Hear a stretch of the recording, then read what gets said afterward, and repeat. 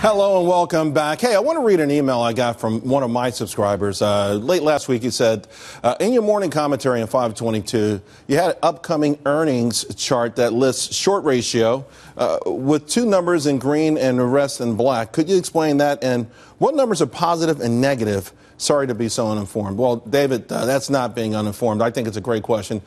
For the most part, here's the deal with shorts. Shorts are, for the most part, professional investors. They're considered well-armed because they got a lot of information, and a lot of times they've got a lot of patience. Now, essentially, when you short a stock, and this is just sort of shorting 101, you borrow it from the firm, you sell it or go short in the hopes that the stock will go down. So you sell it at 100, let's say it goes down to 50, and then you buy it.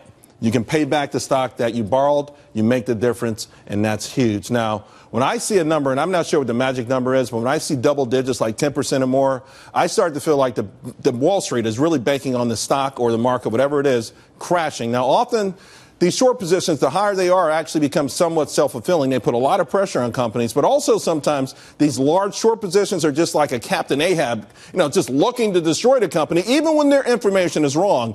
So what I try to do is when I'm long a stock with a large short position and I get profitable, I normally sell it faster than I normally would. Right now, the top 21 most shorted stocks, 1/3 of them have been beaten down to 52-week lows. So you can see the shorts are really, really tough. And it's really dangerous to bet against these guys.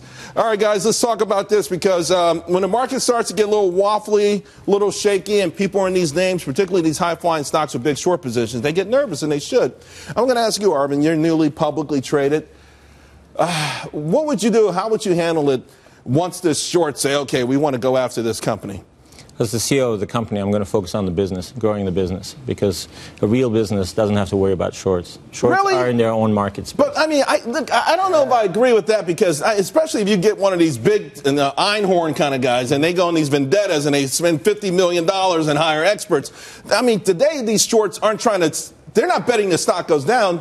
They're trying to make these companies go out of business. They're destroying these companies, and you see it often. And these are big companies that don't have problems, but a lot of times you can't recover from the shorting that they did to them. They wipe away half their market cap. So no, I mean, I don't think you need to be concerned. I agree with you. Long term, if the business is correct and you continue to do it and you continue to make profits, you'll get over it. But some companies can't make it through, and that's the problem. No, I understand, and the market has created a virtual world, right? Yes. And that's the problem. The virtual world doesn't care about the CEOs in the business; it just cares about that marginal profit. Yeah. Right. But large short positions also, to me, tell me there's an opportunity for a squeeze. Right. So, for example, I wouldn't want to short a stock if I saw a very large position because I feel that if my information's wrong, I'm going to get caught on the wrong side of that bet. Right now on Shake Shack, the theory there is because it's no way the valuation on Shake Shack could ever be justified, but the concept there is it really has to do with the shorts, and the shorts are being squeezed. Although they had a day in the sun today, and I think ultimately the smart shorts ultimately win